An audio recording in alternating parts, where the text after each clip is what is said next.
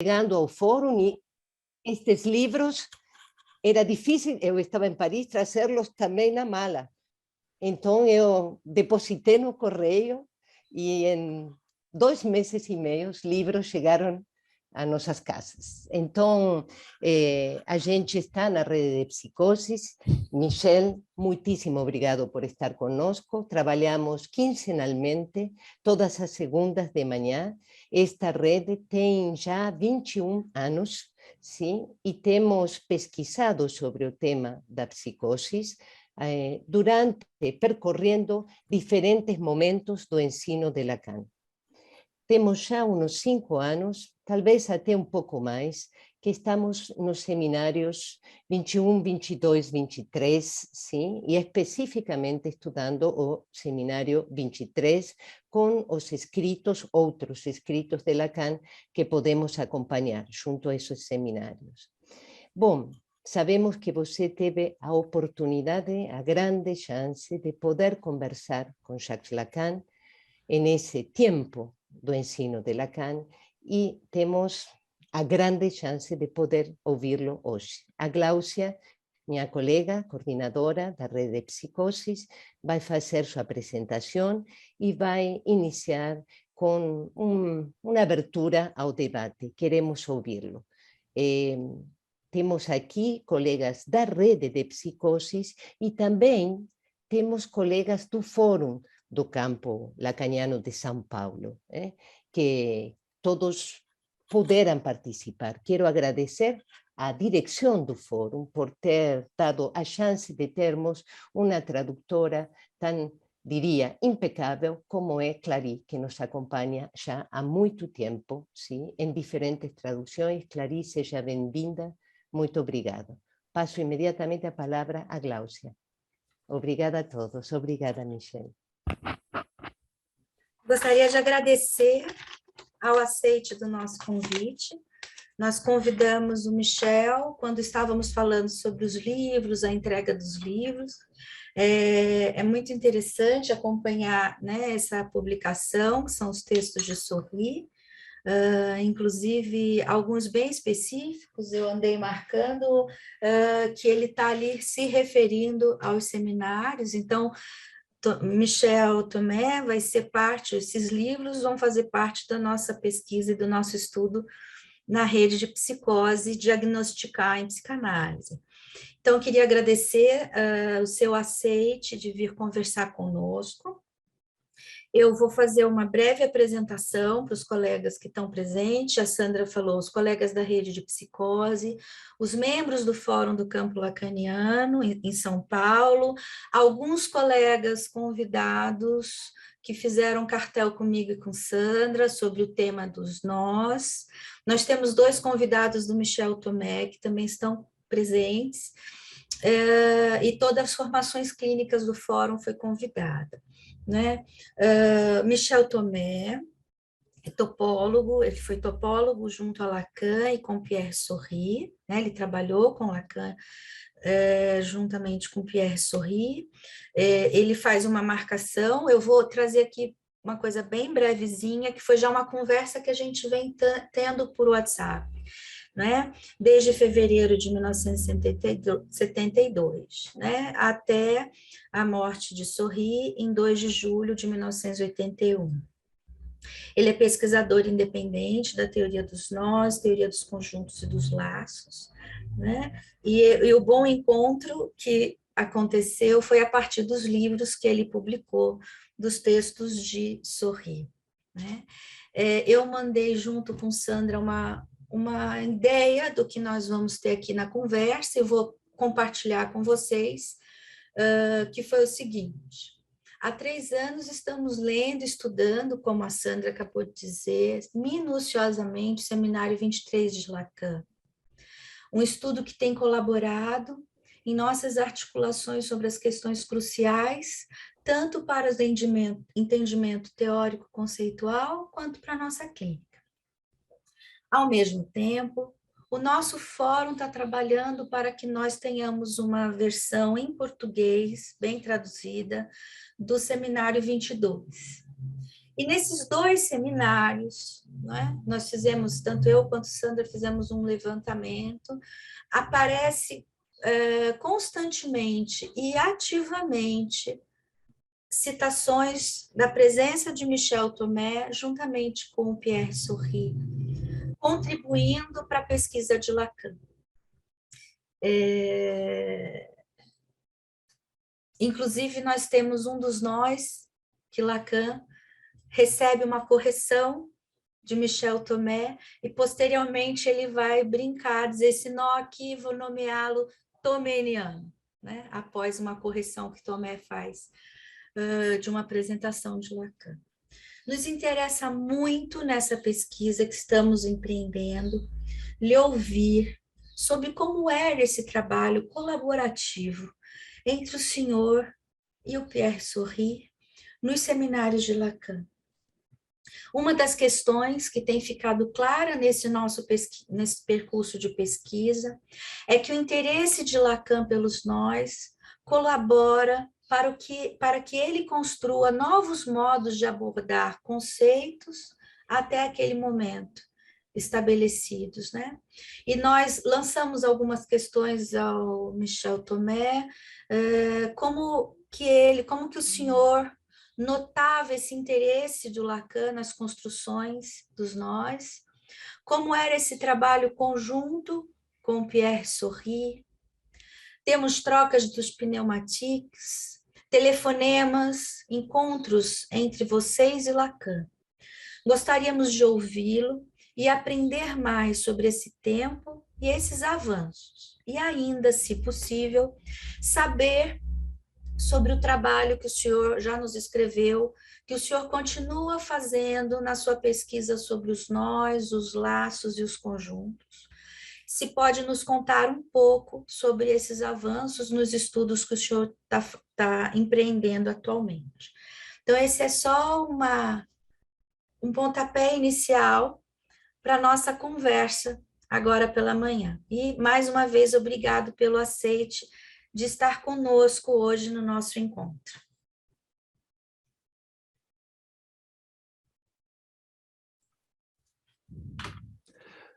Eh bien, merci à mon tour. Je voudrais préciser, mais peut-être que vous, vous ne saurez pas m'appeler autrement. Je ne suis ni professeur ni docteur. Voilà. S'il y a eu du retard, c'est de ma faute parce qu'il y avait... enfin, j'avais le lien sur mon téléphone, mais pas sur l'ordinateur, et du téléphone, c'était pas très pratique de suivre le Zoom. Voilà. Et l'ID et puis le mot de passe étaient dans des messages séparés. Bon, je me suis embrouillé. Voilà. Sinon, donc je ne suis ni docteur ni professeur. Alors, j'ai noté les questions de Glaucia, sur le travail avec Pierre Sorry, la rencontre avec Lacan, le travail de recherche que je mène actuellement, depuis. Voilà. Alors, le travail avec Pierre Sorry, on n'a jamais appelé ça travail. Il s'agissait de réunions de nœuds. Voilà. C'était des réunions de nœuds. Au départ, on était peut-être 5-6 à être intéressés, des gens qui suivaient le séminaire Lacan comme nous, mais très vite, il n'y avait plus que Sorry et moi.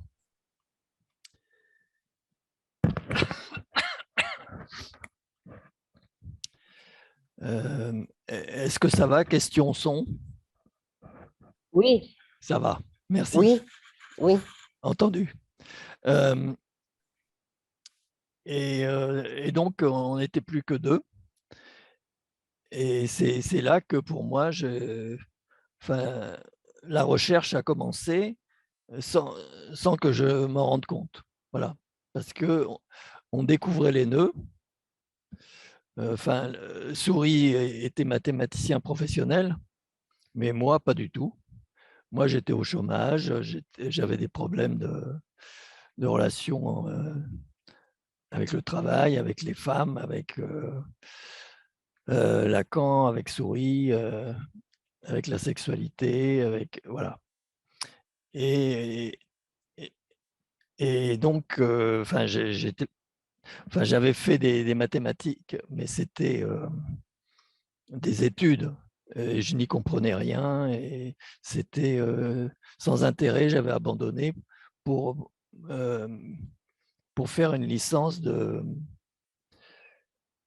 philosophie, voilà, à Nanterre, et pour l'agitation révolutionnaire mai 68. Et c'est d'ailleurs là que j'ai rencontré Pierre Souris. Donc on était raccord sur à la fois la révolution, l'agitation, le militantisme, les communautés, en essayant que ce soit des communautés avec sexualité partagée, et la politique, les mathématiques, Lacan. Voilà, le séminaire Lacan. En fait, c'est par lui, enfin directement. Enfin, lui et une amie, une femme que j'ai rencontrée en même temps, qui s'appelait Judith, Douailly, mais qui n'est pas la fille de Lacan, c'est pas Judith Miller, et qui était magnifique, extrêmement intelligente. Enfin, j'étais admiratif des deux. Alors, bon, c'est elle qui m'a dit que le séminaire Lacan pouvait y assister. Voilà, qu'elle y assistait avec Souris depuis, je ne sais pas, 1 an, 2 ans. Et c'est comme ça que j'y suis allé.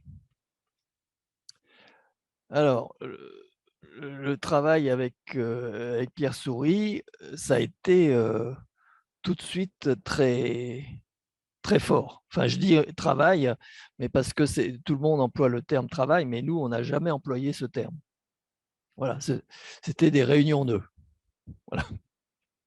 Donc, on pourrait dire que c'était pas du travail, c'était de la recherche tout le temps. Voilà. Et c'est la seule position que je trouve vivable, enfin pour moi actuellement. Voilà. Non pas travailler, mais chercher. Être en recherche, c'est-à-dire en fait ne rien savoir. Ne rien savoir, être dans l'observation, dans essayer de comprendre, voilà. Et ne pas du tout tenir un discours de savoir, de prophète ou d'oracle. Donc, sur les nœuds, on découvrait complètement. Enfin, moi, j'avais une expérience des nœuds, mais qui était une expérience de moniteur de voile. Voilà. Et c'est vrai que j'étais plutôt habile pour ça parmi les moniteurs. Voilà. C'est-à-dire, j'étais capable de refaire des nœuds qui paraissaient infaisables. Voilà. Et l'idée de départ, mon idée de départ, c'est l'idée que j'ai toujours eue, c'est que les nœuds devaient être simples. Voilà. Et que tant qu'on les trouvait compliqués, c'est qu'on n'avait pas trouvé la solution. On n'avait rien compris. Voilà. Donc plus tard, c'est ce qui m'a servi à contourner, dépasser, critiquer le point de vue des mathématiciens officiels qui font de la théorie des nœuds quelque chose d'incompréhensible, d'ésotérique, et finalement qui ne dit rien sur les nœuds. Ça fait juste des gribouillis mathématiques, ésotériques. Enfin, ils sont les seuls à se comprendre et et à se congratuler et à penser qu'il y a des grandes avancées, alors qu'il n'y en a pas. Voilà. Alors, les réunions nœuds avec souris, c'est tout de suite, lui, enfin, il était absolument radical et il a imposé, il a imposé que, enfin, qu'il y ait un protocole, qu'il y ait un dispositif qui est copié sur le dispositif de la séance analytique. C'est-à-dire, mais avec renversement, c'est-à-dire permutation des rôles. Donc, dans une réunion, il y en avait un qui parlait sans s'arrêter, qui parlait, dessinait, écrivait, manipulait, et, et l'autre qui avait la position de commenter, d'interrompre et de terminer la réunion. Voilà, c'est vraiment sur le modèle d'une séance d'analyse, sur le modèle du dispositif de la psychanalyse en cabinet. Voilà, où il n'y a que 2 personnes et un rôle bien défini pour chacun. Et ce n'est pas du et là, à cette occasion, enfin, j'ai compris sa position et comment il corrige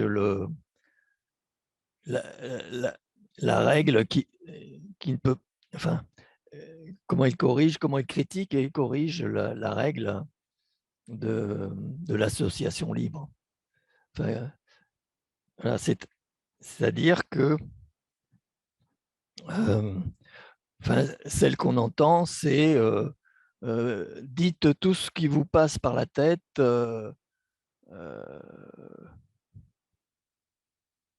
voilà, même ce qui peut vous embêter. Et le point de vue de Souris, c'était que ça, c'était une règle impossible à suivre. La seule chose qu'on pouvait suivre, la seule règle qui était possible, c'était de rendre obligatoire la verbalisation, c'est-à-dire ne pas s'occuper du contenu, mais obligé à parler. Et dans cette réunion, voilà, que l'analysant, son rôle, c'est de parler. Mais on ne lui demande pas de parler de telle ou telle chose. Non, simplement de parler sans s'arrêter. Voilà. C'est-à-dire, enfin, il s'intéressait à la matérialité de la parole. Voilà. Et c'est à cette condition que de la parole forte, importante, personnelle, originale, peut surgir. Voilà. C'est la grande invention de la psychanalyse, c'est ça, c'est d'introduire une dissymétrie. Et c'est une règle de parole parmi d'autres, parce que Pierre Souris expérimentait dans les règles de parole. Voilà. Et donc, dans ces réunions nœuds, il y avait cette règle qui a été extrêmement fertile. Enfin, les 3 volumes de Chaînes et Nœuds, c'est vraiment le résultat de ces réunions. Et sans distinction d'auteur.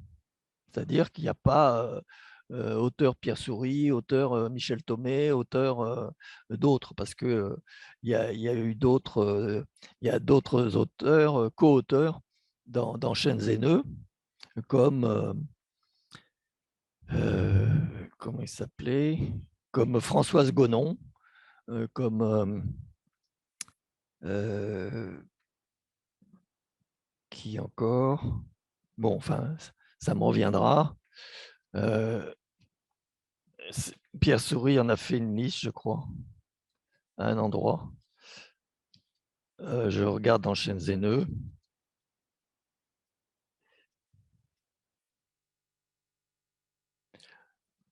Voilà, oui. C'est à la fin, je crois, de chaque volume, mais là, c'est sur la deuxième partie. Et c'est une, enfin, une petite postface de souris autour du cours de M. Lacan, correspondance avec M. Lacan, fait par souris, avec Thomé, Terrasson, Léger, Achard et d'autres personnes. Oui, d'ailleurs, je vois qu'il n'a pas mis Françoise Gonon, alors que Françoise Gonon faisait des dessins de surface magnifiques avec Terrasson. Voilà. Donc là, il n'y a que des hommes. Thomé, Terrasson, Léger, Achard. Bon, et dans l'ordre, en fait, d'importance. Je précise. D'ailleurs, je suis très content que Souris l'ait mis lui-même. C'est-à-dire que j'étais le premier co-auteur. Bon, ben les réunions nœuds, c'était avec moi. Bon, j'en suis très fier. C'est vraiment avec Pierre Souris que j'ai découvert la recherche, ce qu'était la recherche, c'est-à-dire on ne sait rien, il s'agit de découvrir, il s'agit de comprendre. Voilà. On n'est pas savant, on n'est pas docteur. Bon, mais ça, c'est moi qui le rajoute. Hein, mais sinon, sur le moment, c'était spontanément. On ne sait rien. Bon, enfin, sauf que moi, j'avais l'impression de savoir un peu sur les deux en tant que marin, moniteur de voile, mais enfin, tout de suite, j'ai été recadré par Souris parce que je, je faisais le savant moniteur marin. Hein. D'ailleurs, j'expliquais les nœuds à la façon des marins et enfin, il m'a tout de suite dit on ne comprend rien. Voilà.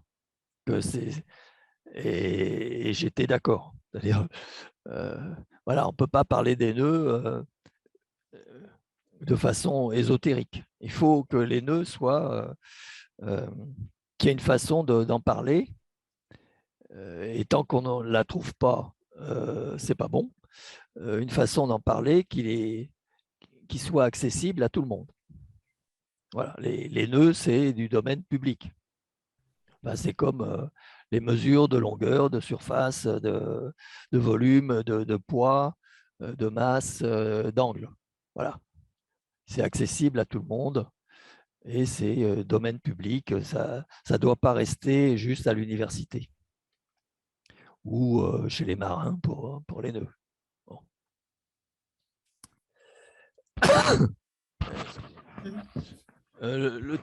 La rencontre avec Lacan, enfin, c'est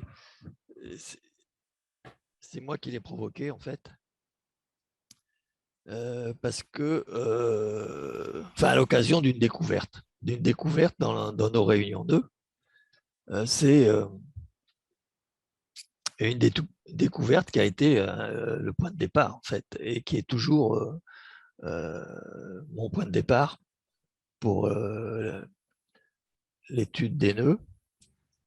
C'est que un après-midi, fin d'après-midi, je passais au bureau de Pierre Souris et il me montre un livre et il me dit regarde ce que mon patron m'a donné, mon patron mathématicien, c'était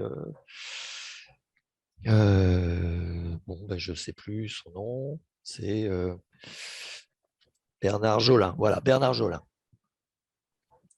qui était logicien à l'école des hautes études, voilà. Et regarde donc ce qu'il me donne, ce qu'il m'a apporté. Je lui ai demandé s'il y avait des choses dans la littérature mathématique sur les nœuds de Lacan, voilà, sur le nœud borroméen. Et regarde donc ce qu'il me donne. Et c'est un livre en allemand, Théorie der Zöpfe, c'est-à-dire Théorie des tresses, par Émile Artin. Et là, je lui dis, mais ça a peut-être quelque chose à voir. ça a peut-être quelque chose à voir. Peut-être que une tresse régulière dont on raboute les brins, ça donnerait un nœud, le nœud broméen. Et aussitôt dit, aussitôt fait. Enfin, elle sourit tout de suite avec des lacets de chaussures, des bouts de ficelle qui traînaient ou je ne sais quoi. Eh ben, il essaie. Donc, il s'aperçoit qu'il faut juste 6 croisements pour que les brins reviennent à la même place, enfin qu'il y ait la même place à l'arrivée qu'au départ. Et 6 croisements. Voilà, on raboute et miracle, cela donne le nœud broméen. Bon, et là c'était extraordinaire. C'était notre point de départ. Voilà.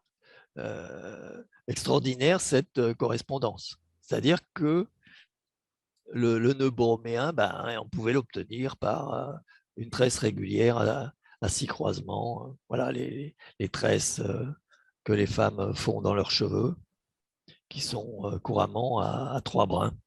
Bon, on peut en faire à plus de 3 brins. Enfin, quelques personnes savent faire d'autres tresses, c'est-à-dire des quatresses, des 5 tresses, etc., etc.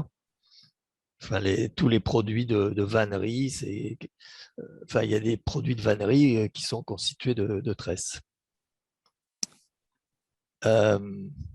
Bon, alors ça a déclenché, enfin, ça a ouvert complètement les choses.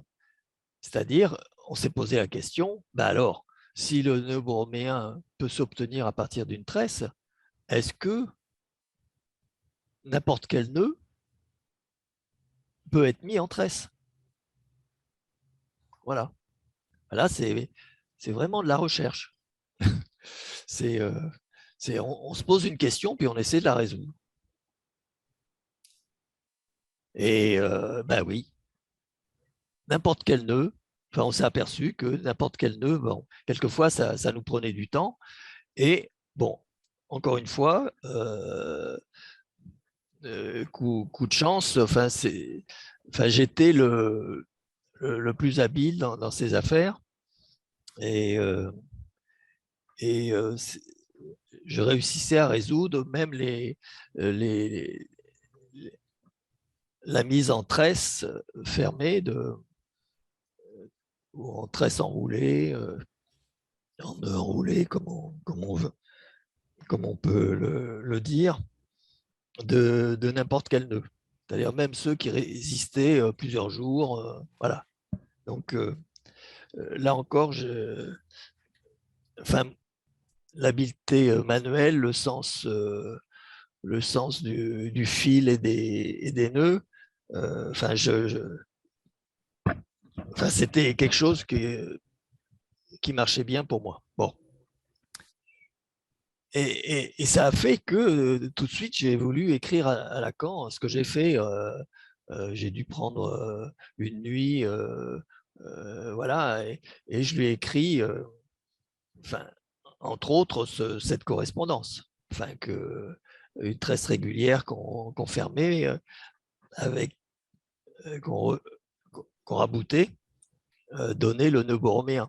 Bon, déjà, on aurait pu s'y attendre un peu, faire la connexion que le nœud broméen, 6 croisements, la tresse régulière, 6 croisements. Déjà, on aurait pu. Bon, mais on n'a pas fait tout de suite cette relation.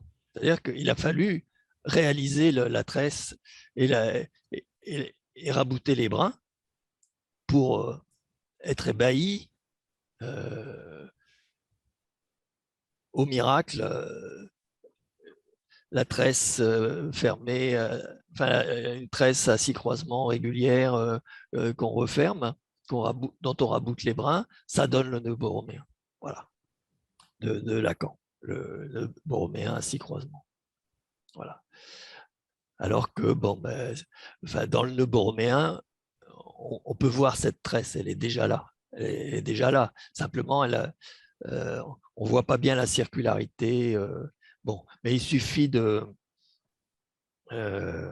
d'élargir le centre et de, mettons, rétrécir les bords et la tresse apparaît. Bon, donc c'est du visuel, c'est du sensible, voilà. Donc j'ai écrit à Lacan là-dessus et qu'on avait essayé plein de nœuds et qu'on arrivait toujours à les mettre en tresse. Voilà, donc il y avait une espèce de loi, qui apparaissait comme quoi tout nœud, quel qu'il soit, pas seulement les nœuds borroméens, pouvait se mettre en tresse fermée. Voilà. Et j'étais, c'était un moment d'euphorie, d'enthousiasme très très fort. C'est comme ça en fait qu'on a démarré vraiment notre recherche sur les nœuds, avec cette trouvaille. Enfin, Lacan appelait ça une trouvaille. Bon, et le séminaire d'après, donc j'ai envoyé la lettre. Enfin, il y avait des ratures, voilà, j'en ai pas pris de copie. Donc malheureusement, je n'ai aucune copie de cette lettre. J'espère que Jacques-Alain Miller, s'il nous entend, ressortira cette lettre. Enfin, j'ai la curiosité, j'ai un peu honte parce qu'il y a des ratures. Et puis c'était une lettre où j'étais un peu flatteur avec Lacan. Voilà.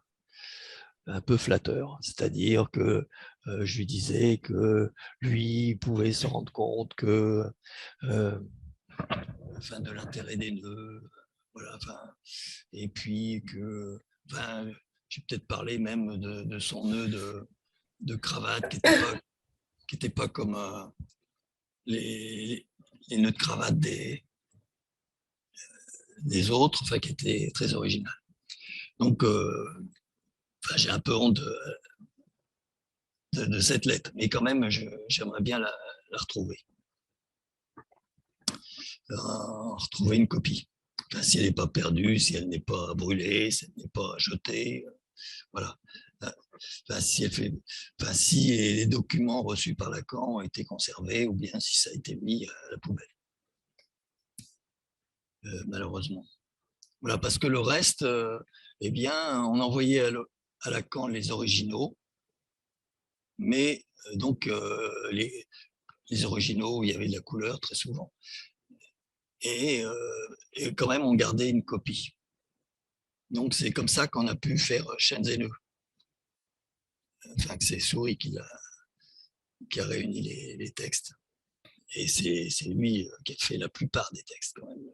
La grande majorité des textes, c'est lui.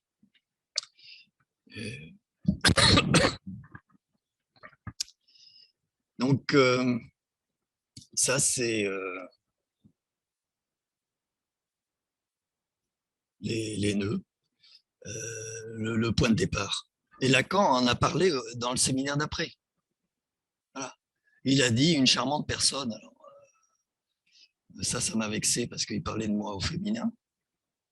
Une charmante personne m'a présenté, m'a apporté, m'a envoyé, et il dessine la tresse à 6 croisements et le nœud borroméen à côté, en disant que voilà, c'était qu'une tresse fermée à 6 croisements régulières dont on raboute les brins donne le nœud borroméen. Et bon, et moi j'étais persuadé qu'il parlait de moi. Les autres, donc Judith, Doilly, et puis peut-être, non, je ne sais pas si Pierre Souris a dit quelque chose là-dessus, mais on m'a plutôt dit, mais non, Lacan, il a plein de correspondances, c'est pas de toi dont il parle, voilà. Et puis Lacan, il répond jamais. Et en rentrant à la maison, 5 rue du Dahomey, j'allais dire 5 rue de Lille. Et 5 rue de Lille, c'était l'adresse de Lacan. Voilà. Et ben, je tombe sur une lettre de Lacan où il me répond donc. Et il me dit, je reçois enfin, c'est très intéressant ce que vous m'avez envoyé. Bien sûr, je suis parti de là. Alors là, je ne crois pas une seconde. Là, c'est vraiment Lacan qui ne veut pas être le deuxième ou le dernier. Voilà. Je n'y crois pas une seconde qu'il était parti de la détresse. Voilà. Mais uniquement du neuroméen. Voilà. Donc, voilà, je ne crois pas une seconde. C'est un bluff de Lacan. Il ne peut pas admettre d'être deuxième ou dernier. Il faut qu'il soit toujours premier. Et il me dit des gentillesses du genre en ce moment, je ne reçois que des personnes inintéressantes. Bon, ben, c'est sympa pour tous les analysants de l'époque. Écrivez-moi ou appelez-moi, vous connaissez mon téléphone, dites-moi un peu plus sur vous. Voilà. Donc ça, c'est le point de départ. Et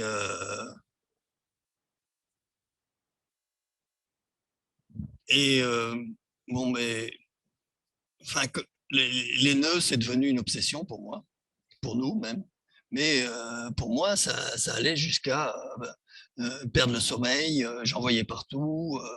Et c'est vrai qu'il y en a partout. Tout ce qui est en fil, tous les tissus, tout le vannage, tout l'artisanat fait de brins de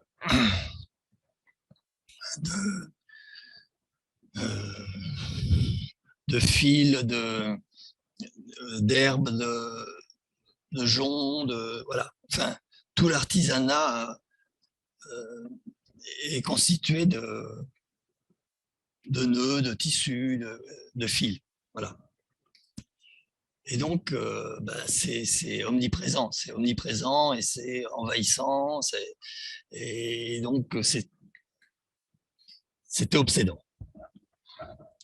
Même Souris disait que c'était proliférant, vraiment proliférant. Bon, et ça, au bout d'un moment, de ne pas dormir, d'être excité par toutes ces découvertes, pour tous ces objets, bien ça a fait que j'étais très mal, angoissé. Et comme Lacan m'avait dit que je pouvais l'appeler à tout moment, je crois, c'est ce que j'ai fait. C'était un dimanche. Et il m'a dit, venez tout de suite. Voilà. Et là, j'ai essayé de raconter, de faire la chronologie de mon truc. Il a servi il a apporté du thé, voilà. Et moi, j'étais dans ma chronologie, comment j'en étais arrivé à ce que ça devienne angoissant et tout. Mais j'arrivais pas, enfin, je ne l'ai pas dit. Bon, mais c'était un peu long. Comme quand on raconte une histoire et qu'on veut raconter de bout en bout.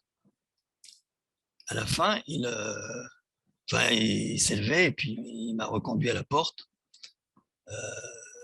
Et sur le pas de la porte, j'ai dit ce qui était le plus important pour moi. J'ai dit les nœuds, ça rend fou. Et il m'a dit oui. Eh ben, ça m'a tout de suite désangoissé. Voilà. C'était vraiment une interprétation très réussie, une intervention très réussie. Parce que s'il m'avait dit, mais non, ça rend pas fou et tout. Bon, en tous les cas, le fait qu'il confirme que ça rendait fou, ça m'a soulagé immédiatement. Voilà. Bon, et je ne sais plus comment, si j'en ai parlé dès ce moment, enfin, je lui ai dit que je ne faisais pas ça tout seul, enfin, que j'étais avec quelqu'un qui s'appelle Pierre Souris. Et donc, ensuite, il nous a sollicités tous les deux. C'était pas seulement Michel Thomé, c'était voilà. Et la suite de l'histoire, c'est que moi, je lui ai demandé une psychanalyse, et à partir de ce moment-là, il a dit qu'il ne me recevrait plus, qu'il recevrait que Souris. Voilà. Et en fait, c'était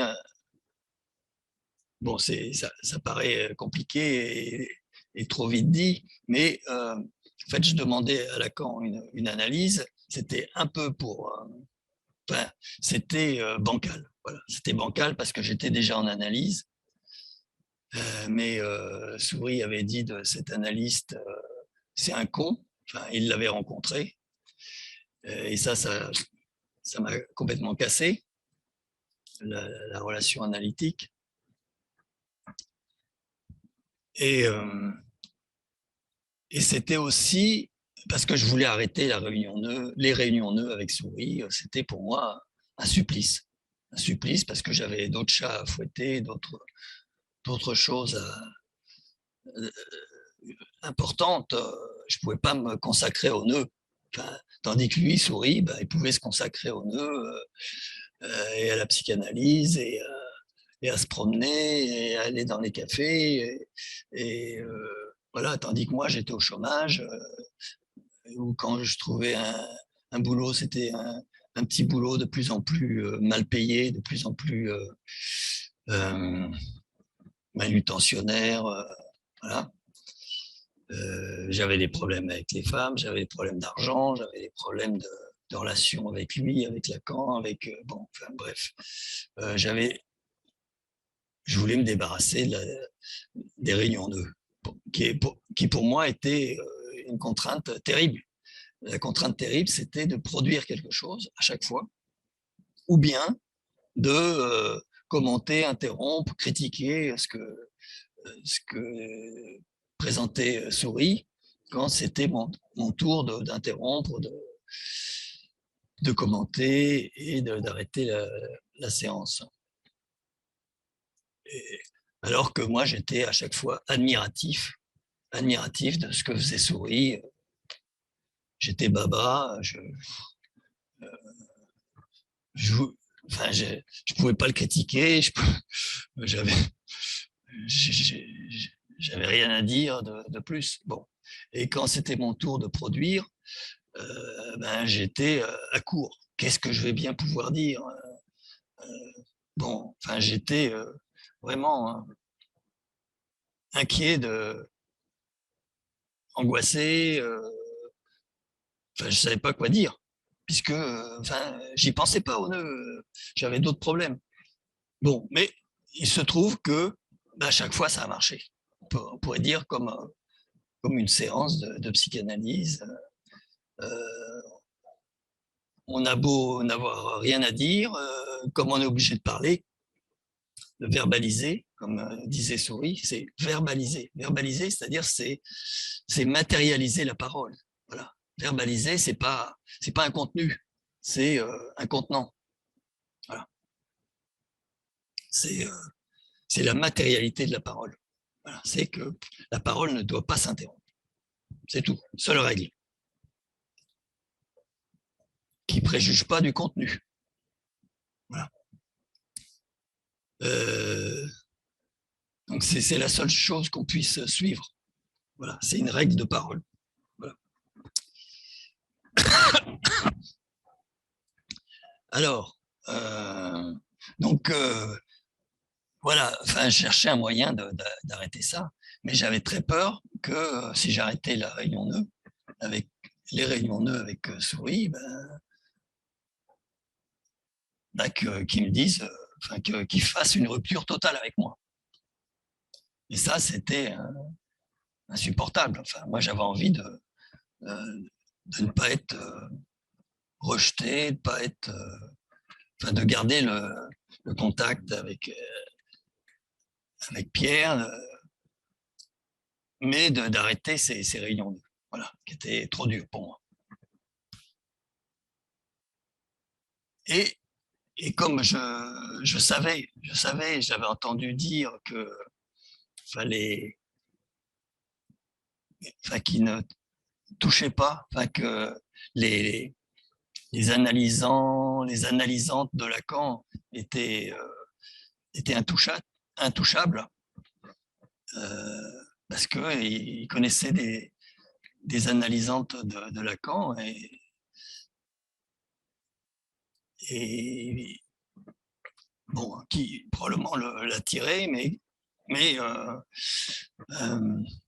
ils n'osaient pas proposer de sexe avec elle. Enfin, donc, il y avait les analysants et analysantes de Lacan étaient protégés, donc ils n'y touchaient pas. Donc, je me disais que moi, si j'étais en analyse avec Lacan, eh bien, il gèlerait la situation, il ne pourrait pas faire de rupture avec moi. De rupture, c'était pas, on n'avait pas de relation sexuelle, on n'était pas amant, on n'était pas, j'étais pas homosexuel et lui peut-être un petit peu, mais pas, mais bon, il y a eu des épisodes, mais moi aussi, mais indépendamment de lui, bon, mais pas entre nous. Je voulais pas qu'il y ait de rupture, je voulais pas. Je voulais rester ami avec lui, d'autant qu'il m'avait fait mais c'est peut-être venu après ça, qu'il m'avait fait des déclarations incroyables.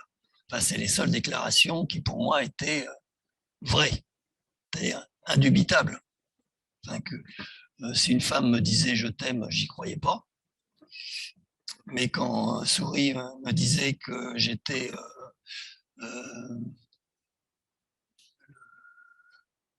le seul avec qui il avait fait des maths et avec qui il y avait des atomes crochus, les maths, la psychanalyse, les femmes, la sexualité, la politique, voilà, que j'étais un frère, un compagnon, que ce qu'il reconnaissait en moi, c'était le suicidaire social, comme lui, qui s'identifiait. Bon, il m'a fait des déclarations incroyables, extrêmement fortes, les seules auxquelles je pouvais croire, des reconnaissances énormes. Voilà. Mais c'était aussi quelqu'un, je le sais, je l'ai vu, il m'a raconté qu'il faisait des ruptures, mais des ruptures qui tuent, avec des hommes, avec des femmes. Voilà. Bon, parce qu'il avait une pratique de la parole qui était extrêmement forte, mais au quotidien, tout le temps. Voilà, c'était ça qui était fascinant, que j'ai rencontré nulle part ailleurs. Même chez Lacan. Je veux dire, Souris surpassait Lacan de plusieurs kilomètres. Voilà. Bon, même si ça, je dis ça, même si ça peut choquer, même si ça n'est pas acceptable pour vous. Mais bon, mais ça c'est une erreur humaine classique, c'est que quand on connaît deux monstres, on a envie de faire que ces deux monstres se rencontrent. Voilà. Et moi, je voulais que Souris rencontre Lacan pour qu'il se rende compte qu'il était meilleur que Lacan. Voilà. Bon, mais ça n'a pas marché. Mais Souris m'a reproché ça. M'a reproché de lui avoir fait rencontrer Lacan. Qu'il ne voulait pas rencontrer Lacan. Il voulait continuer à assister à son séminaire en retrait, en réserve. Voilà. Et pas se retrouver en position mis par Lacan en position d'égal ou de maître. il n'a pas supporté que Lacan lui donne la parole ou veuille qu'il fasse le séminaire à sa place. D'ailleurs, il a fini par dire non à Lacan. Voilà. Et pas seulement comme ça, c'est parce que ça lui déclenchait plein de symptômes. Par exemple, d'avoir mal au coude, mal à l'épaule, mal au poignet, mal au dos. Voilà, parce que Lacan posait des questions, et il fallait répondre dès le lendemain. Donc, il passait des nuits. Voilà. Bon. Voilà, donc, Souris, d'ailleurs, il y a des traces dans Shenzhen que j'ai mises. Enfin, par écrit, et il me reproche de lui avoir fait rencontrer Lacan. Et puis, voilà, d'autres choses. Enfin, d'avoir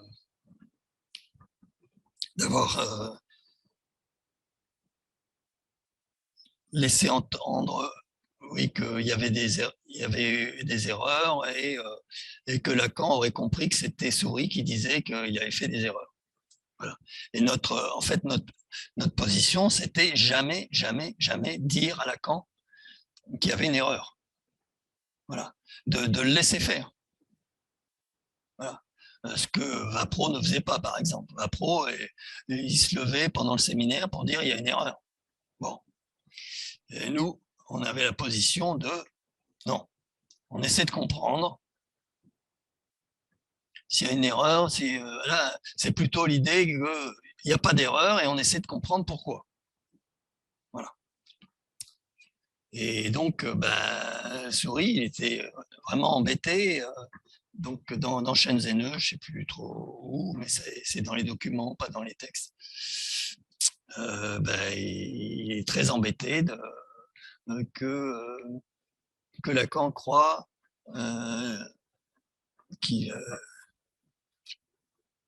que Souris aurait dit qu'il avait fait une erreur, ou que Lacan se plaint que Souris lui a dit quelque chose qui en fait a été une erreur. Voilà. Bon. Mais bon, j'ai la trace que Lacan, dans une lettre à Souris, dit il y a un nommé Vapro qui m'emmerde et qui est de vos élèves. C'est vrai parce que Vapro, il assistait au cours que Souris a fait à Jussieu. Après que j'ai arrêté les réunions neuves, il avait besoin de continuer. Il le dit aussi, enfin, c'est indiqué dans l'annonce de son cours, que c'est parce qu'une collaboration s'est arrêtée qu'il éprouve le besoin de faire cours. Voilà. Et il y a aussi que Lacan nous poussait Souris à faire cours. Voilà. De même, enfin, quand on a rencontré Lacan avec Catherine Millot, il l'a poussé à faire cours aussi, à faire un enseignement, et elle disait que non, ça lui faisait trop peur. Voilà. Voilà pour la rencontre avec Lacan. Et donc, à partir du moment où moi j'ai demandé une analyse à Lacan, bien que j'étais avec un autre, mais que j'avais envie de me quitter, et j'étais en porte-à-faux, j'ai rien dit à Lacan, j'avais trop peur qu'il me dise retournez-y.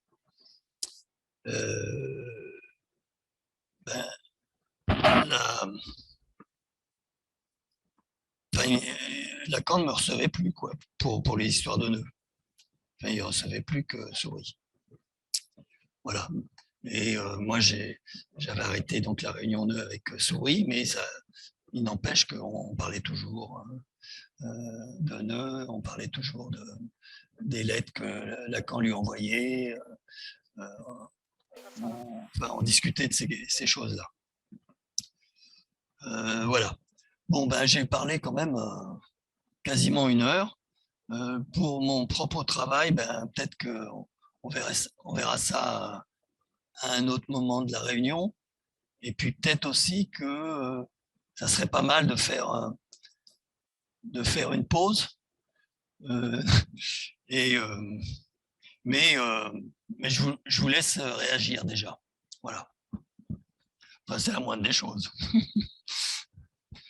En tout cas, merci beaucoup de m'avoir écouté. Vamos a abrir entonces este tiempo de preguntas para você, Michel. Por favor, os participantes lembrem que têm que levantar a mão. Eu vou abrir com uma primeira pergunta e a Gláucia vai fazer outra. Uma pergunta curta, a partir de tê-lo ouvido. Você insiste na importância da materialidade, materialité da palavra, certo? Para Souri. Nós sabemos que, especificamente, a partir desses seminários, e muito mais no seminário 24 de Lacan, L'Ensuquece, ele se dedica a pensar a materialidade, a materialité, né? A questão da importância da materialité, praticamente contra o sentido das palavras. Então, gostaria de saber se isto tinha sido tema de conversa, se você sabe disso, entre Lacan e vocês, que faziam esta prática linguageira, diria eu, nessas reuniões. Mesmo em dos volumes do seu livro, dos seus 3 livros, vocês fazem menção ao cartel, à prática de cartel, certo? Então, é que vocês trabalhavam com Lacan, pensaram com Lacan este tema da materialité, de aquilo que Lacan em 77 dizia, as palavras, isso não quer dizer nada. Que é algo muito forte para nós que dirigimos os tratamentos, né? É ir contra o sentido tão comum no diálogo, certo? No caso do analista na direção do tratamento. Eu sei que você nos disse que não falaria como psicanalista, né? Mas sim, esta pequena questão que me surgiu, é muito importante o tema da materialité no final do ensino de Lacan.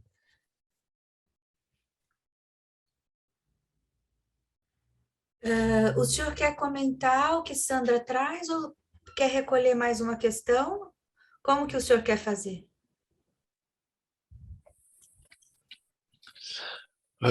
Non, je vais la noter. Je vais la noter et puis peut-être qu'il faudrait d'autres questions. Mais pas seulement des questions, ça peut être des commentaires ou des critiques ou de la recherche.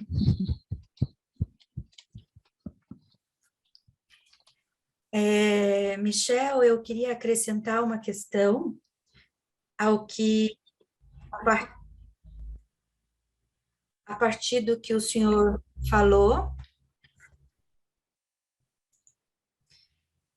quando o senhor diz sobre a importância que dos nós terem que ser simples, e o senhor chega a dizer posição de marinheiro, professor de vela, para não falar dos nós de um modo esotérico.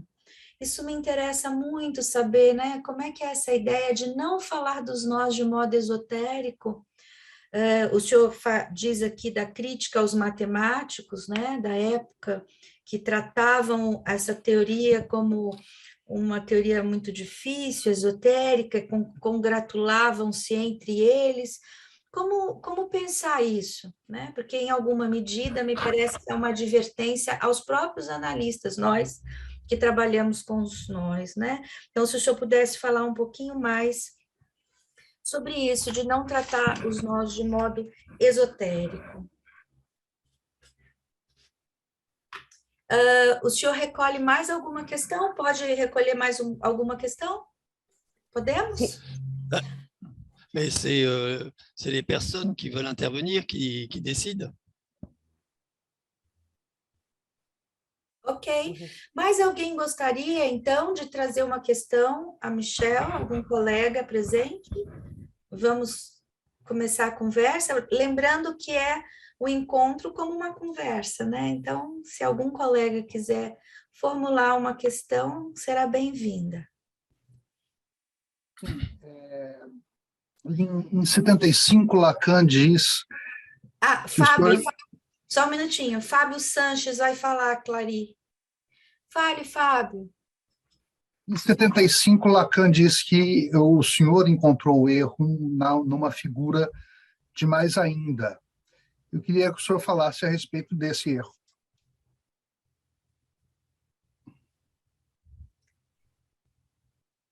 Fábio, você poderia localizar melhor em que em 75 você tem a data para que nós possamos lhe acompanhar? 18 de março de 75, a figura 6, Uhum, de mais ainda. uhum.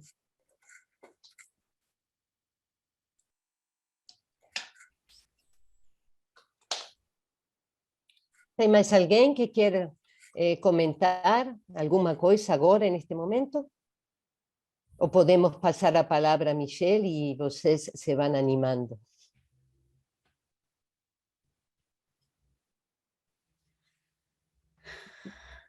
Bem, Michelle, le escutamos. Vamos ver si van surgindo otras cuestiones a D'accord. partir.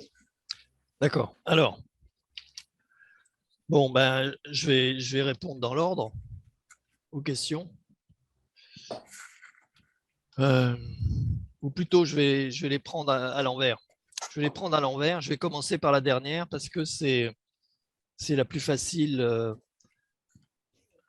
enfin, c'est la plus factuelle, celle sur laquelle je peux répondre très facilement. Alors, bon,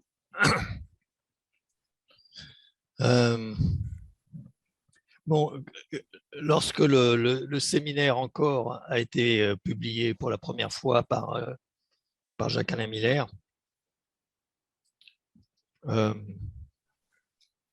Lacan avait demandé à Miller de nous donner, enfin à Souris et à moi, un exemplaire du séminaire encore.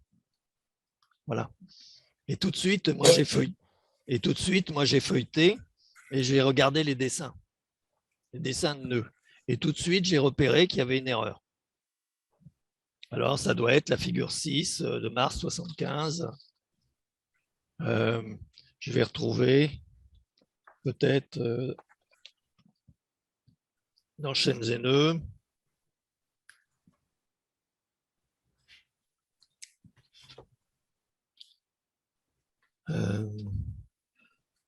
Alors,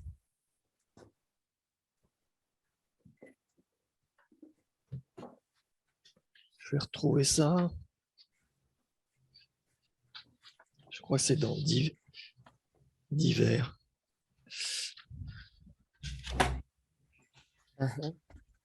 Divers. Oui, c'est le texte 58. Le texte 58 dans la deuxième partie. 58. Qui correspond. Voilà. Et qui s'appelle un ratage dans l'établissement d'une figure de nœud. Voilà. Alors ça, c'est un texte que j'ai fait. Quelle page? Perdão. À qual página? Em qual página? Texte 58, texte 58, page 1.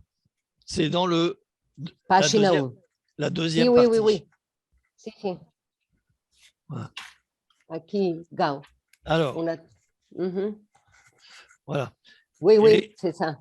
Et j'ai reproduit la page 113 du séminaire encore. La figure 6. Voilà. Et c'est là qu'il y a une erreur. Et alors, Souris et moi, on en a tout de suite parlé. Et lui, il m'a dit, il ne faut surtout pas lui donner la réponse. Ne lui donne pas la solution. Alors, j'étais tout à fait d'accord avec ça. Et Donc, j'ai fait plein de dessins où il y a et c'était à Jacques-Alain Miller de trouver la solution dans ce que j'avais mis. Voilà.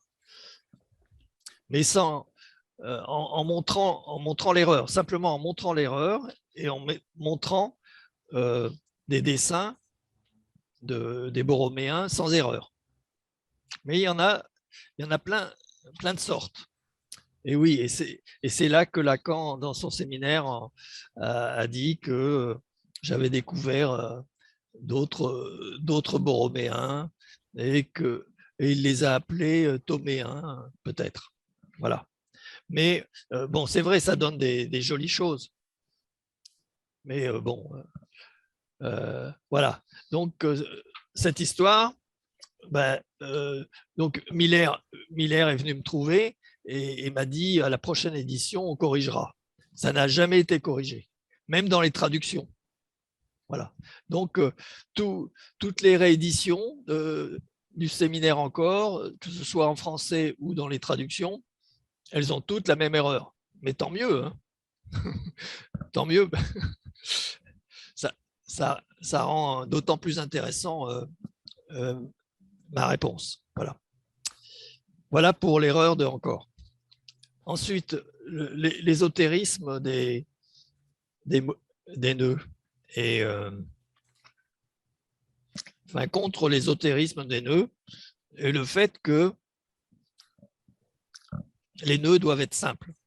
Pourquoi ils doivent être simples? C'est que c'est matériel. Ils se débrouillent tout seuls, les nœuds. Hein. Quand on a un fil dans la poche ou dans le sac à main, pour les femmes, les nœuds se font tout seuls. Hein, ils n'ont pas besoin de faire des calculs. Bon, mais peut-être que j'oublie un paramètre important, c'est peut-être le diable qui va dans le sac à main et dans la poche et qui fait des nœuds. Voilà. Ça, c'est pour l'ésotérisme. Bon, et c'est pour, mettons, faire une référence à Descartes. Descartes, il parle du malin génie. Bon, donc il y a un malin génie des nœuds qui fait des nœuds dans notre dos. Bon, mais mon point de vue et mon point de vue de chercheur, c'est de dire que tant que la solution est compliquée, c'est pas bon. C'est pas bon. Puisque l'objet lui-même, c'est un objet simple qui se débrouille tout seul. Donc, il faut trouver quelque chose. Enfin, les bonnes solutions sur les nœuds ne sont pas des solutions de calcul. C'est forcément des solutions intrinsèques aux nœuds, c'est-à-dire c'est les nœuds avec les nœuds, c'est les objets entre eux. Voilà, enfin, c'est comme les fleurs, les arbres, les animaux, ils n'ont pas besoin de calcul pour exister, se reproduire, vivre. Voilà. Ça se fait simplement, naturellement. Voilà. Donc, les nœuds, c'est une sorte de nature aussi. Voilà, il s'agit de découvrir les lois de cette nature. Voilà, comme les lois de la reproduction, les lois de la nature. Voilà.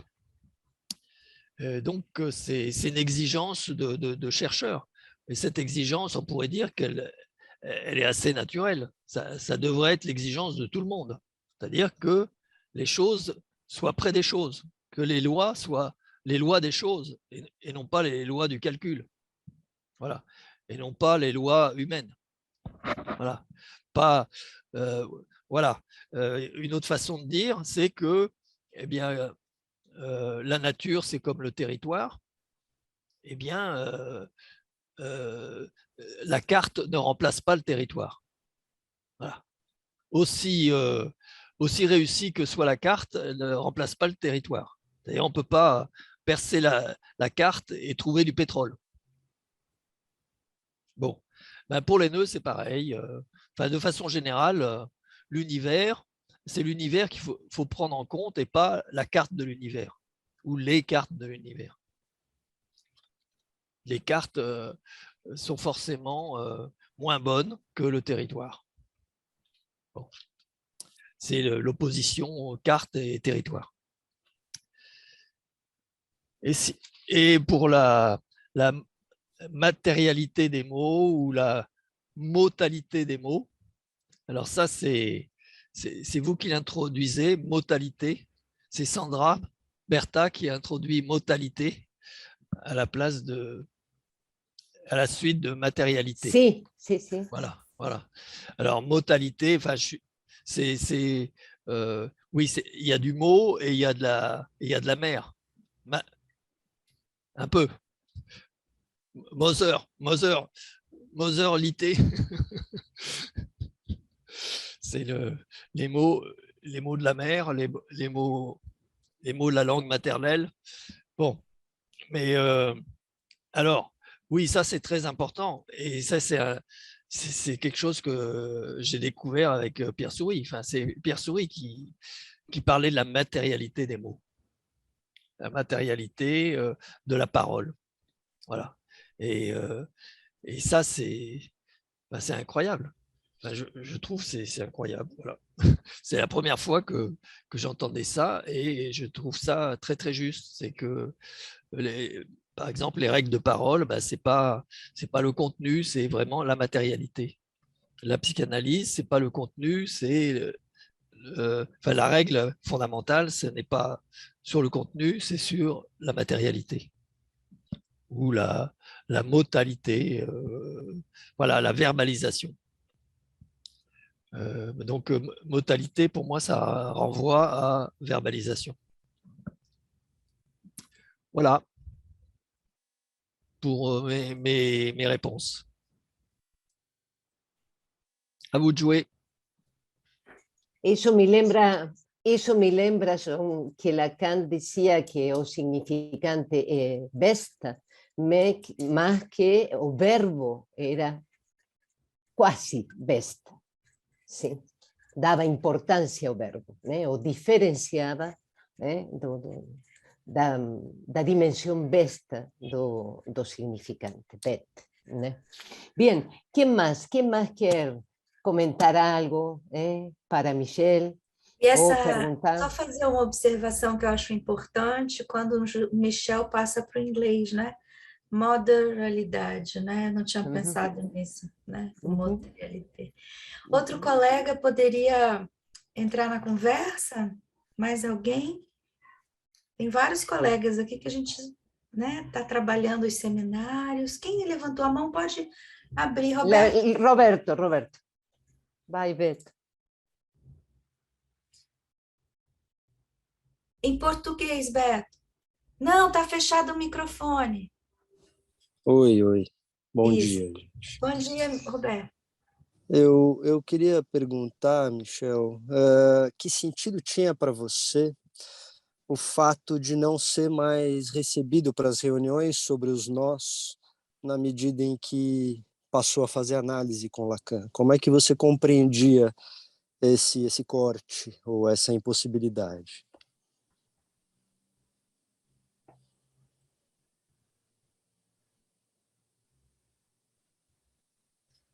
Mais alguém além do Roberto? Para a gente recolher umas 2, 3 questões e passar para o Michel. Obrigado, Roberto. Beto, a gente chama ele de Beto, né? Obrigada, Beto. Mais algum colega?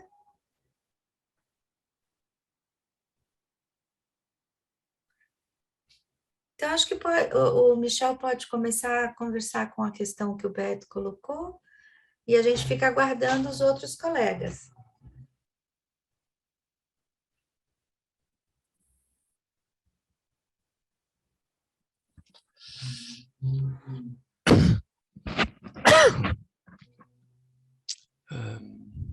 Oui. Bon, j'étais un peu vexé, mais je comprenais tout à fait. Enfin, que Lacan ne veuille plus me recevoir avec Pierre Souris parce que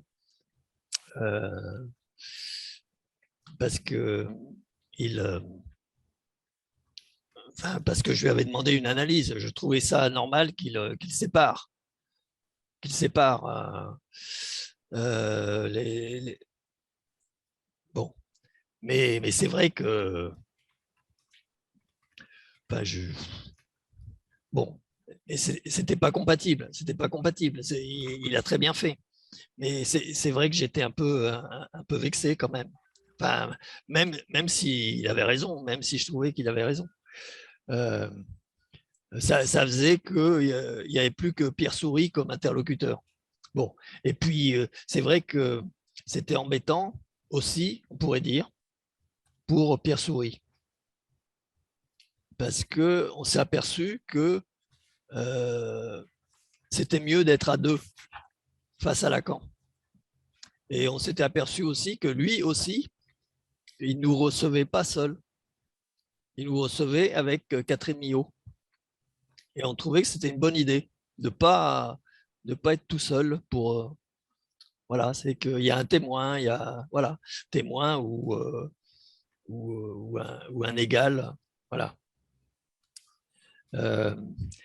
Mais ce qui me permet aussi de prolonger par rapport à une question précédente, c'est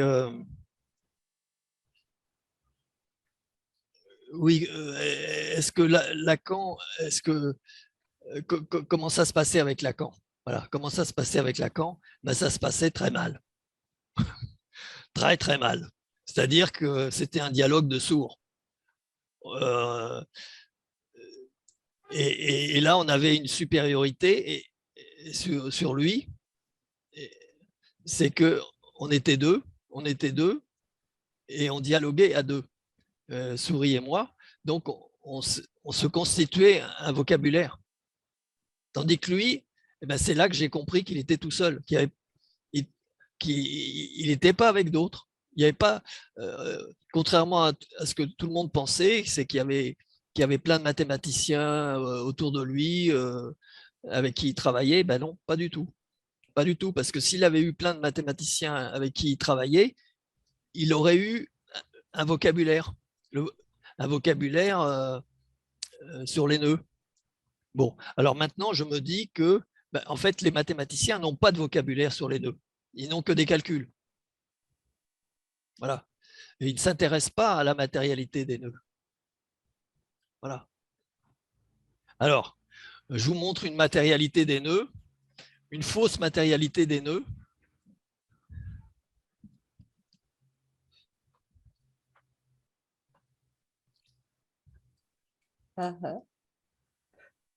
Des mathématiciens.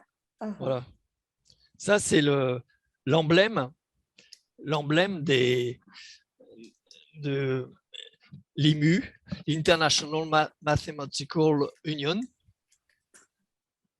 Voilà, ben, ils ont pris un nœud borroméen comme emblème. Mais en fait, ils ne s'intéressent jamais à la matérialité des objets, à la matérialité des nœuds. Mais là, ils sont rattrapés par le marketing. C'est du marketing. Voilà. Voilà. Donc, en fait,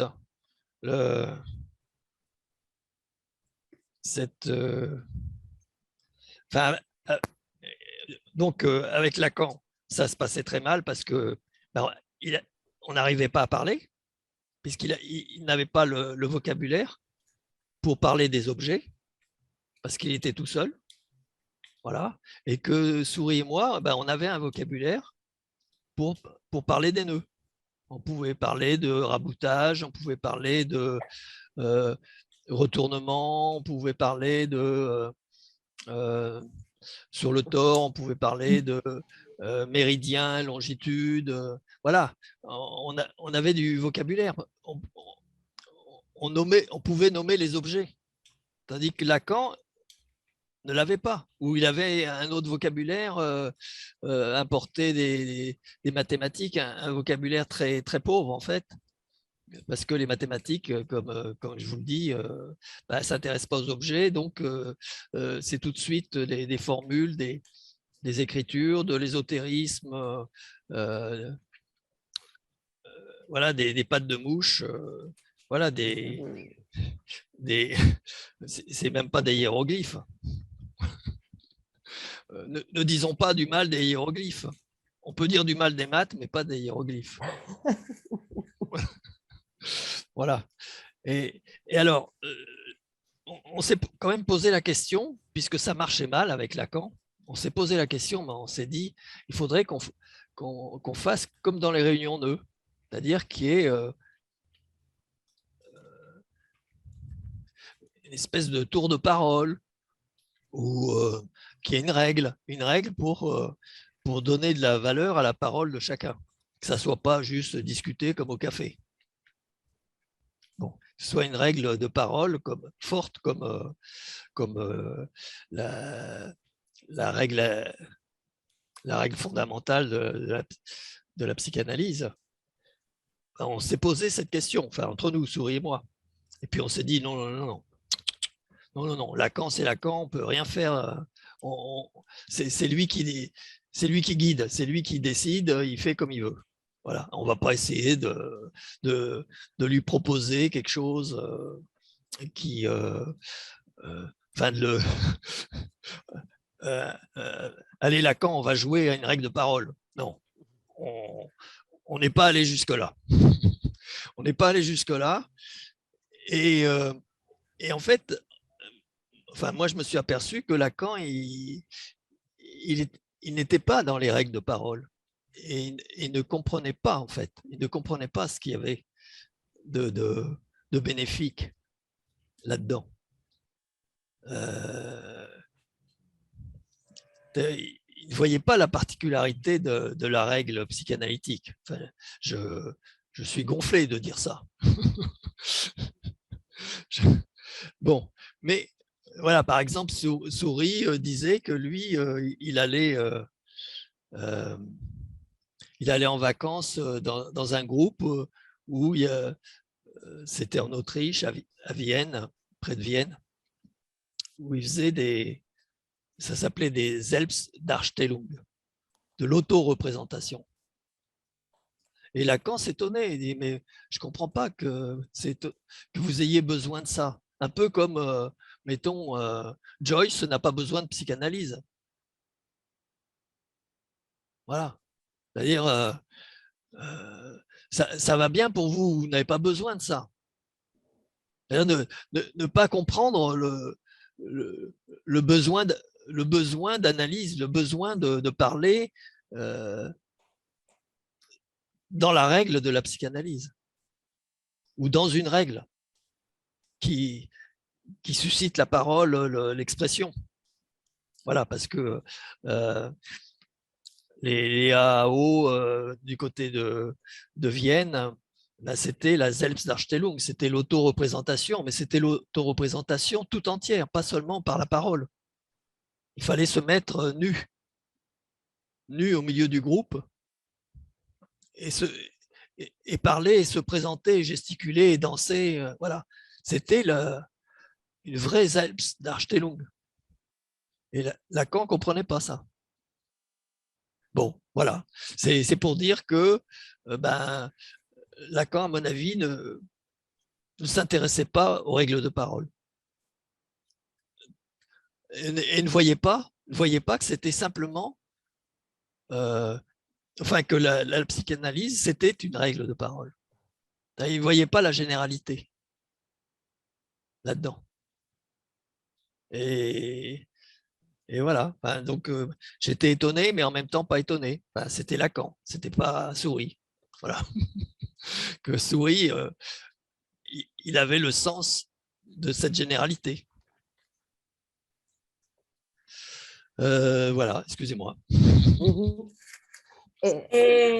Nós temos 3 colegas e eu falei com a CG, eles responderam que eles vão abrir a reunião dos membros em outra sala para não interromper a nossa.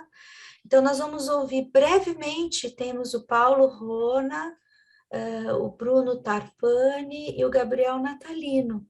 Então, a gente vai recolher essas últimas questões para o Michel seguir conversando e a gente encerra, tá bom? Paulo? Bom dia. Obrigado por sua fala, Monsieur Tomé. Minha pergunta é com relação ao uso que é feito dos nós. Qual é a sua visão? Qual é a visão que o senhor tem, da visão de Pierre Curie? E, eventualmente, qual é a visão que o senhor tem da visão que Lacan tinha sobre o uso dos nós?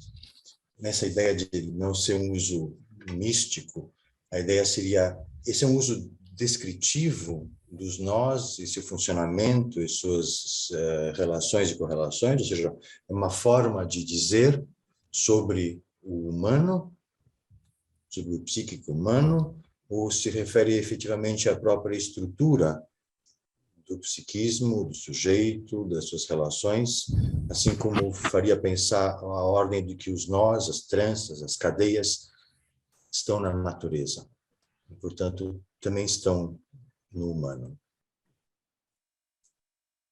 É descritivo ou é estrutural? Um minuto só, antes de passar para o Bruno, a Arícia alertou, eu acho que não se escutou a sua pergunta em português, que eu acho que você está no áudio em francês, é isso, Arícia? Não, mas escutou sim a pergunta de Paulo em português. Em português? Eu acho que... Sim, em português, acabamos Calma de aí, escutar. só um minutinho. Arícia, você escutou? Eu escutei depois que eu desmutei o áudio original. Bem. Eu também não estava Então fica essa indicação para quem precisa agora escutar em português, desmutar o áudio original. Obrigada, Arícia. Obrigado, Paulo. Vou passar para o Bruno. Eu acho que a minha pergunta vai ao encontro do que o Paulo já está trazendo, né? Que o Michel traz essa dimensão descritiva dos nós, também essa dimensão do cálculo, mas que me parece que ele traz um outro vértice que me soou até com uma dimensão plástica dos nós, né? Uma dimensão orgânica. Queria ouvir mais, assim, quais foram as inspirações, quais foram as referências para essa outra abordagem e no que essa abordagem muda a nossa apreensão, né, dos fenômenos clínicos, né? Obrigado, Bruno. Gabriel?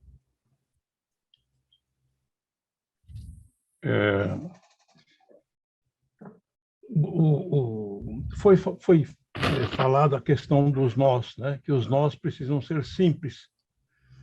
Eu gostaria que, no entendimento dele, o que ele poderia chamar de nós simples quando leva em consideração as estruturas do psicótico, o neurótico e do perverso. Bem, vamos passar a palavra para Michel. Obrigada, Gabriel.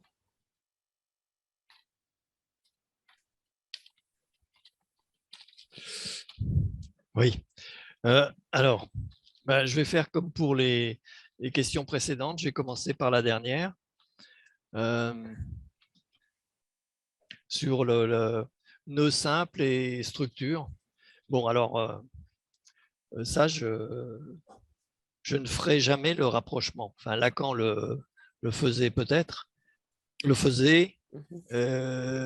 qui le font après le font pas aussi bien.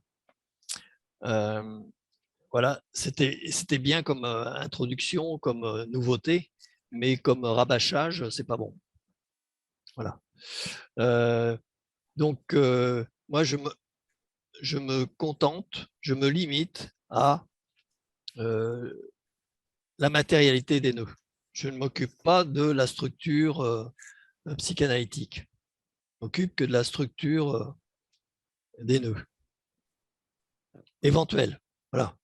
Et je me méfie de plus en plus du mot structure comme du mot catégorie, parce que c'est un point de vue, comment dire, c'est un point de vue savant.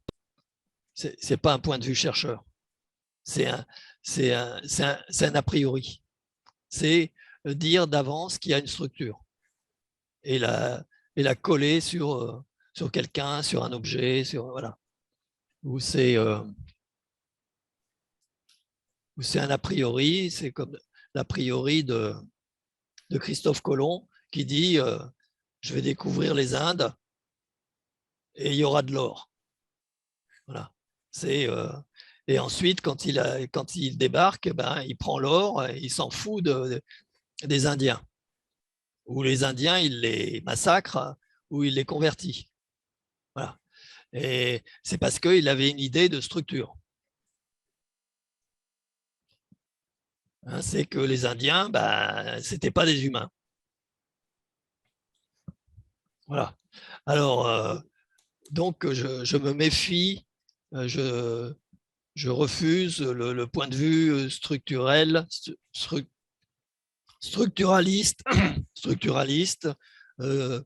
les catégories d'Aristote, etc. Et même les catégories mathématiques. Voilà. Parce que ce sont des a priori, mais c'est une carte avant le territoire. Voilà. C'est faire la carte avant même le territoire, avant même de voir le territoire.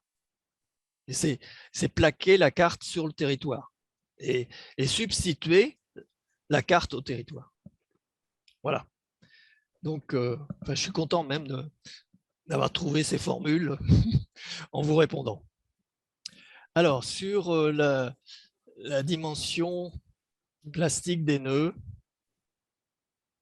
alors ça, je suis content que vous introduisiez le terme plastique, parce que c'est encore plus concret.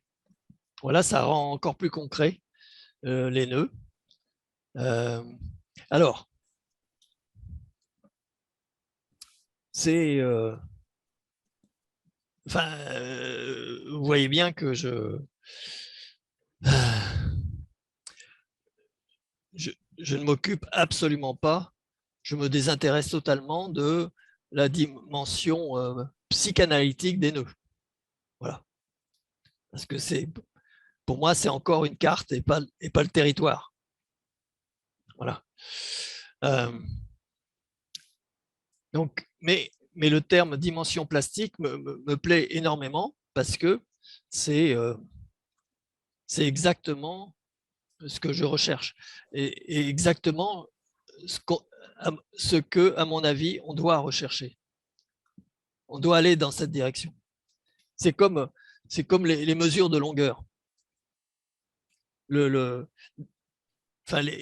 premiers humains, les premiers mathématiciens, les premiers arpenteurs qui ont trouvé l'idée de mesure, et ce sont des mathématiciens inconnus, eh bien, ils ont vraiment réussi, puisque dès qu'on a une mesure de longueur, on peut fabriquer d'autres longueurs. Hein, on peut les additionner, enfin les juxtaposer, on ajoute, on fabrique des longueurs comme ça. Voilà. Et ça montre que ce sont des bonnes mesures. Les bonnes mesures, ce sont des mesures qui sont de même nature que l'objet qu'on mesure. Voilà. Alors, pour donner une idée, les mesures de longueur, c'est bien. Les mesures de surface, c'est bien. Ce sont des surfaces. Les mesures de volume, c'est bien. Ce sont des volumes. Les mesures de poids ou de masse, ce sont des masses, ce sont des poids, c'est bien. Les mesures d'angle, ce sont des angles, c'est bien. Donc, voilà, on reste dans la plasticité des objets. Voilà. Mais, par exemple, les mesures de température, ben, ce n'est pas bon. Parce qu'on ne peut pas additionner des températures. On ne peut pas fabriquer des températures avec un thermomètre. Voilà. Si vous voyez la différence. Voilà. Et donc, voilà, cet idéal, c'est de... bon, mais c'est ma recherche. Là, c'est d'introduire une nouvelle mesure. c'est une mesure de forme. Voilà. C'est-à-dire que j'ai trouvé la mesure des nœuds et qui permet d'engendrer des nœuds. C'est pas un calcul. C'est pas un calcul, c'est vraiment un nœud minimal qui permet de construire tous les nœuds. C'est des variations d'un nœud minimal qui permettent de construire tous les nœuds et tous les entrelacs. Voilà. C'est-à-dire c'est une mesure réussie comme la mesure de longueur. La mesure de longueur, c'est déjà une longueur. Et la mesure d'un nœud, c'est déjà un nœud. Voilà. Et alors, donc la dernière question sur l'usage des nœuds de Souris et de Lacan. Alors, bon, ben, c'est pas le même usage. Voilà. C'est que Souris, il essayait de comprendre quel était l'usage des nœuds pour Lacan. Bon, il essayait de systématiser. Donc, il y a plein de textes de Souris là-dedans.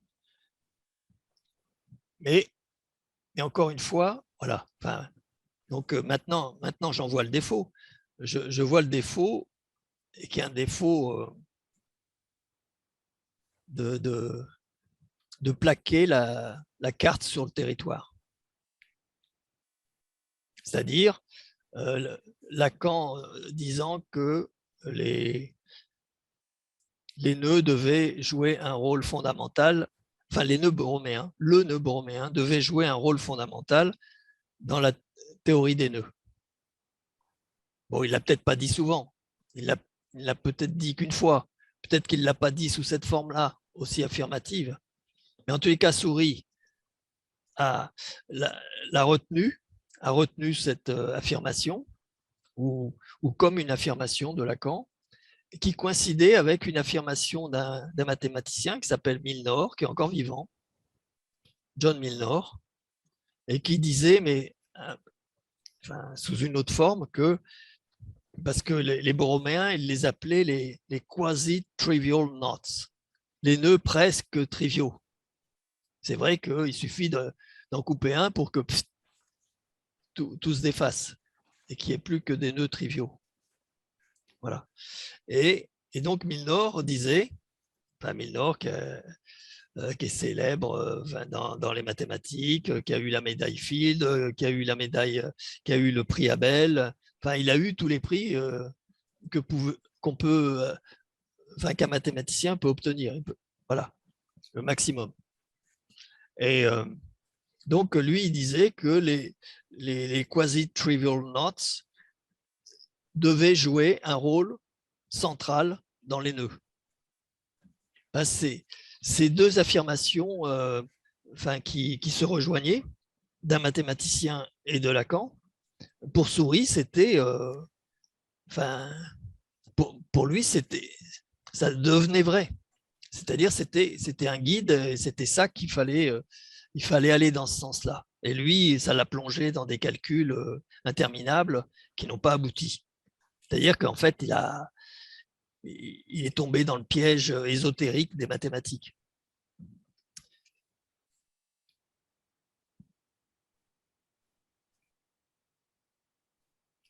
Et moi, je suis aperçu, maintenant que j'ai trouvé la mesure des nœuds, maintenant que j'ai trouvé un générateur des nœuds, la mesure qui est en même temps génératrice des nœuds, comme le mètre étalon ou n'importe quelle mesure de longueur est génératrice de toutes les longueurs.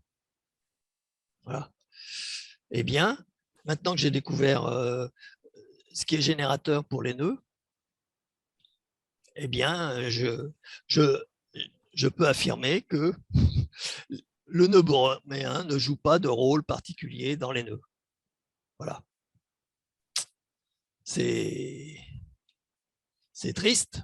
C'est triste pour Lacan, c'est triste pour les lacaniens, mais voilà. Mais c'est dit avec des arguments.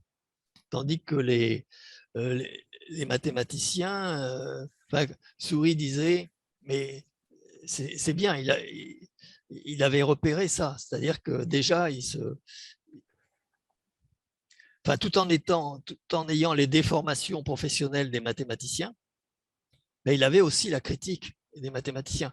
Par exemple, il disait que les mathématiciens avaient des réactions hautaines par rapport au nœud de Lacan. Bon, alors moi, j'étends cette critique de Souris, c'est que en fait, les mathématiciens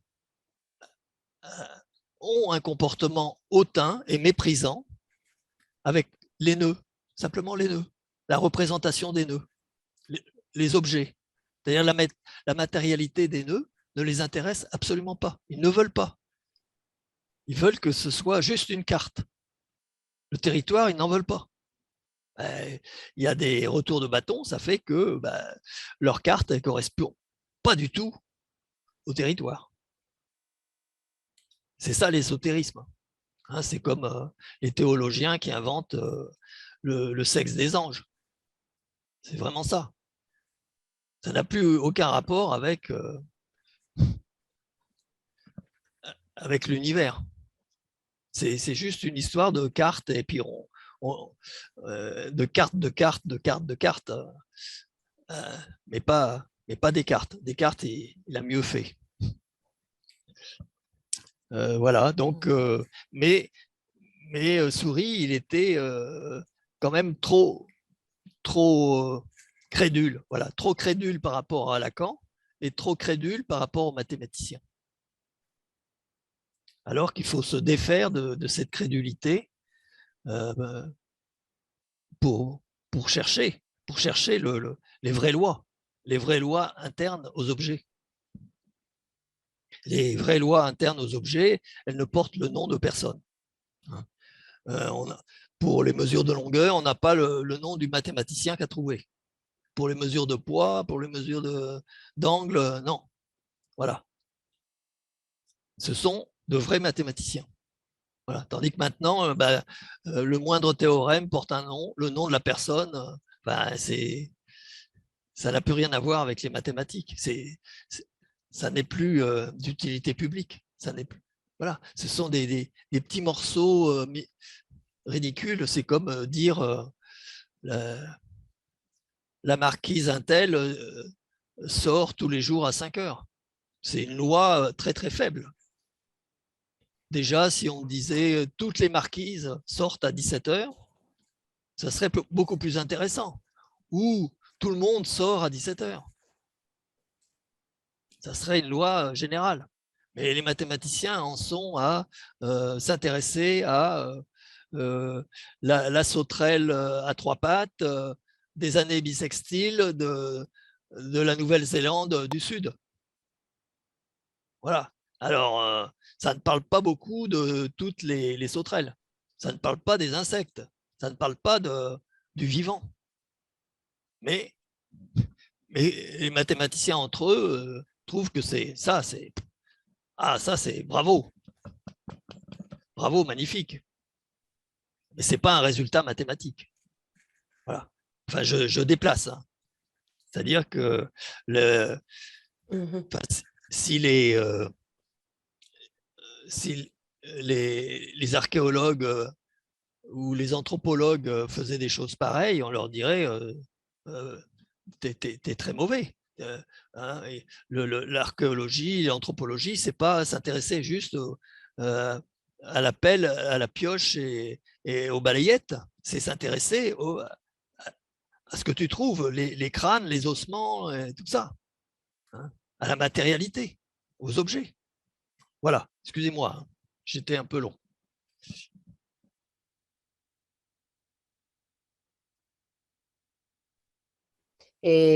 Michel, nos vamos ter que encerrar.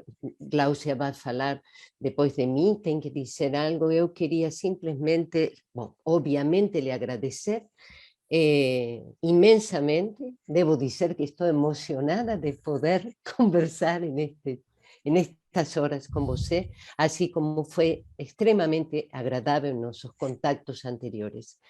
Mas queria lhe dizer que para você esa frase que você mesmo dice, digamos, no imprimir o mapa antes do território, isso poderia ser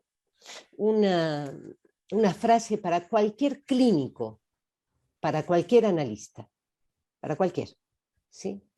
Y realmente algo que podemos resgatar dos tiempos en que Lacan conversaba con vocês es que cada vez más a estructura, ¿sí? Fue perdiendo a consistencia que tinha anteriormente. Y eso es motivo de pesquisa en nuestra red, que antes se llamaba Red de Psicosis, punto. Y a partir de todas estas leituras propomos con Glaucia, después de años, redes de psicosis diagnosticar en psicanálisis. O que é diagnosticar? Ciertamente no es ter o mapa antes do territorio. Sí, quería comentarle eso. Le agradezco muchísimo. Você nos transmite, além do testemunho, do seu trabalho, bem, nos transmite algo que a nós, como pesquisadores que somos, ou tentamos ser, e a maioria das vezes fracasando, bem, nos resta como ensino também suas palavras, porque é uma palavra a partir da experiência. E passo a palavra agora sim a Glaucia. Muito obrigada, Michel. Realmente, vocês têm que acessar estes livros que têm de tudo e um pouco mais. Não é um livro que se lê como costumamos ler. Você pode abrir o livro em qualquer lugar e ler, e interessar-se. Não tem uma questão cronológica, é mão na massa. Não sei como traduzir mão na massa ao francês, mas certamente tem que haver com a plasticidade. Super les recomendamos. Glaucia, obrigada, Michel. Eu queria encerrar agradecendo mais uma vez o aceite do Michel Tomé de estar conosco. Realmente é muito importante para nós ter te escutado a transmissão desse testemunho do seu trabalho. Espero poder continuar escutando em outros momentos, até para ouvi-lo sobre o que pesquisa atualmente, muito nos interessa. Esses 3 livros editados pelo Michel Tomé, vocês conseguem acessá-lo pelo Facebook.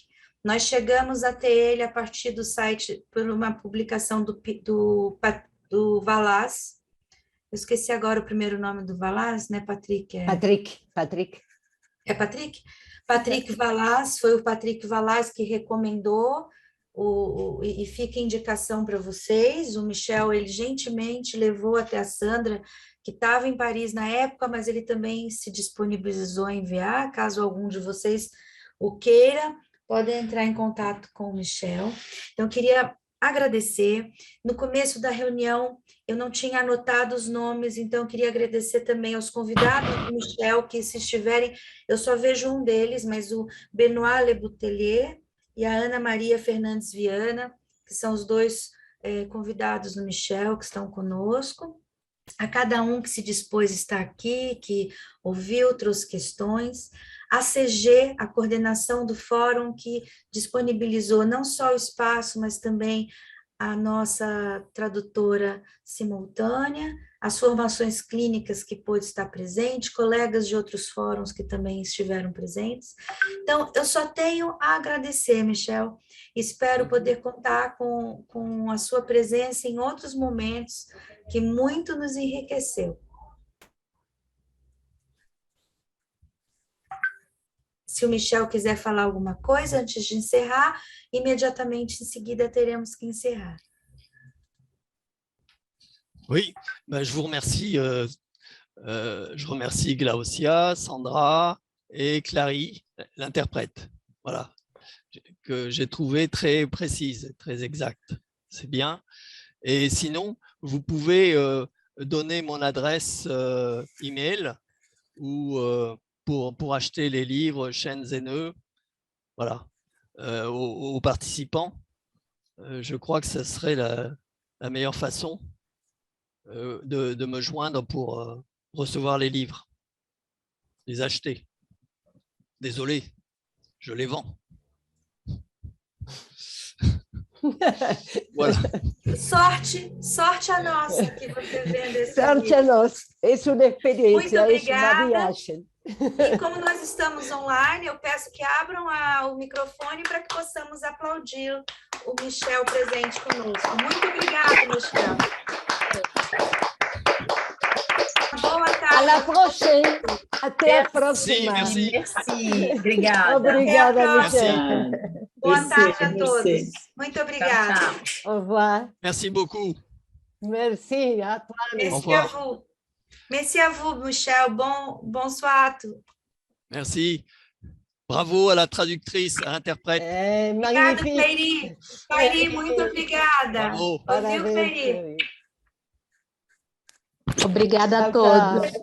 Tchau, tchau. Tchau. Tchau, tchau. Apaixonada. Tchau. Ciao Michel, obrigada, merci. Ciao, Merci ciao. beaucoup.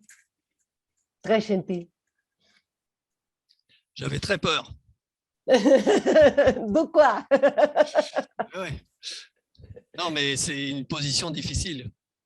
Ah, mais ça a été magnifique pour nous. C'est vraiment très intéressant. Ce que tu as dit, pour moi, la question de la recherche, ça m'a touché, beaucoup touché. Ah, très bien. Si, parce que pas seulement la recherche comme psychanalyste, c'est la recherche dans la cure. Tu vois, il y a une question de recherche aussi. Merci, merci beaucoup, Michel. Au revoir. Si bien. Allez, au revoir. À bientôt. À bientôt.